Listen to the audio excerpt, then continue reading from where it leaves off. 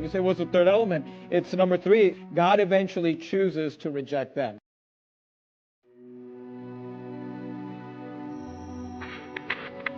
See, they are exposed to the truth. They have an opportunity to receive the truth. They choose to reject the truth. And then eventually, after doing that over and over and over again, God eventually chooses to reject them. And they become a reprobate.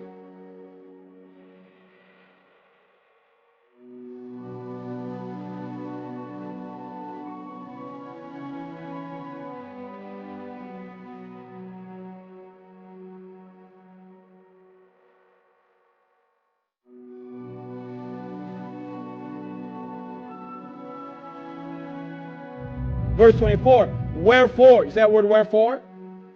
Wherefore means for that reason, for this reason. What reason? Because they changed the glory of the incorruptible God into an image made like to corruptible man. Wherefore, for that reason, God also, don't miss these words, gave them up. You say, well, God never gives up on anybody. Well, He gave them up. He gave up on these people. Wherefore, God also gave them up to uncleanness, to the lust of their own lust, to dishonor their own bodies between themselves. Notice, who changed the truth of God into a lie, and worship and serve the creature more than the Creator, who is blessed forever. Amen. Verse 26, for this cause. For what cause? Because they changed the truth of God into a lie. For this cause, God gave them up. I don't think we should ever give up. Well, God gave up. For this cause God gave them up unto vile affections, for even their women did change the natural use into that which is against nature. Look at verse 28. And even as they did not like to retain God in their knowledge, God gave them over to a reprobate mind.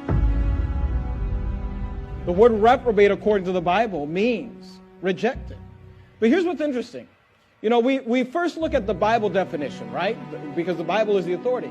But I decided to just look up the word reprobate in the dictionary. Because, you know, today you have Christians who fight us on this doctrine.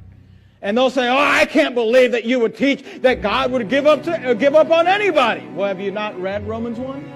I can't believe that you would think that God, would ever just say that people can't be saved. So I looked up the definition of the word reprobate, and listen to me, I didn't look it up in some theological dictionary, okay? I didn't look it up in some commentary defining the word. I looked it up on dictionary.com.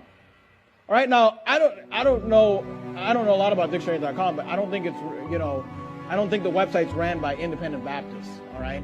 I don't think it's ran by extreme fundamentalists.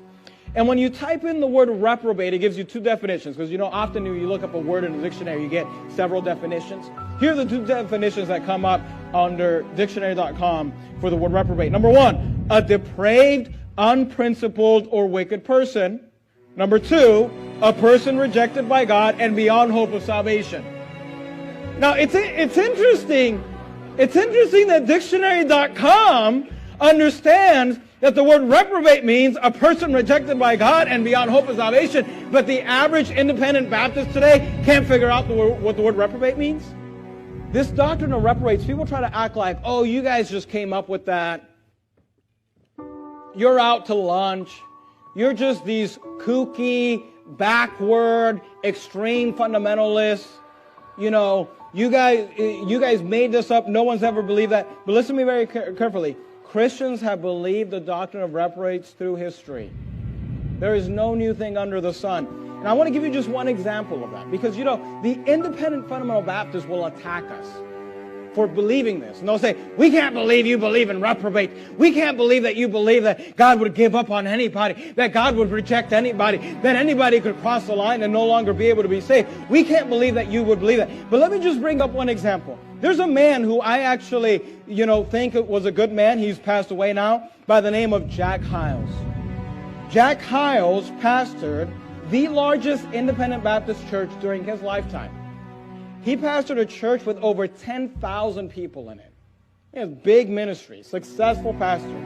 He was the founder and chancellor of the largest independent fundamental Baptist Bible college, Hyles-Anderson College. Now, I don't necessarily recommend Bible colleges, but I'm just telling you, this guy was the founder and chancellor of the most successful IFB Bible college during his lifetime, Hyles-Anderson College. He was a sought-out speaker all across the world. He was, during his lifetime, the undisputed leader of fundamentalism. I mean, you cannot get more mainstream IFB than Jack Hyles. Jack Hyles clearly taught the doctrine of reprobates. Listen to his words. Please listen to me. I'm coming to some very serious territory right now. Don't miss this. Don't miss it. Let me warn you. Please, let me warn you. There is a line drawn over which you cannot be saved. If you think that you can just wait till you die and on your deathbed you can come to Christ, you've got nothing coming. Here your life is. Out yonder somewhere, I do not know where, there is a line. I don't know where it is.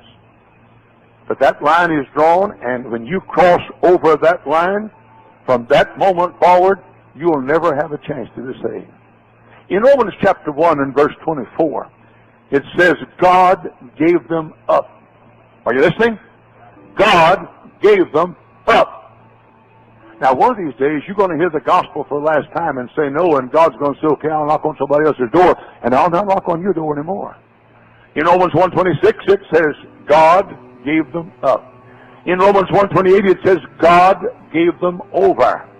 In Genesis 6:3, my spirit will not always strive with man.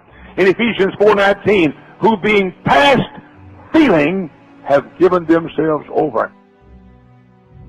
That was Jack Hyles.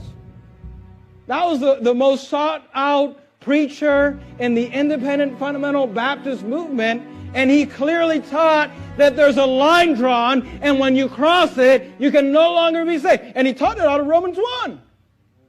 And today, the independent fundamental Baptists who will have pictures of this man in their foyers, who will, name auditoriums after him and say this is their hero, they look at us and say, you guys are out to lunch. You guys are extremists. It's because you didn't go to Bible college. You're uneducated. That nobody believes that. Well, your hero did. Well, your leader did. You say, why are you reading? I'm just explaining to you, this is not something that we came up with. This is not something that we made up. So even though mainstream Christianity has chosen to ignore the reprobate doctrine, God is raising a new generation of preachers who have not shunned to declare all the counsel of God, including the reprobate.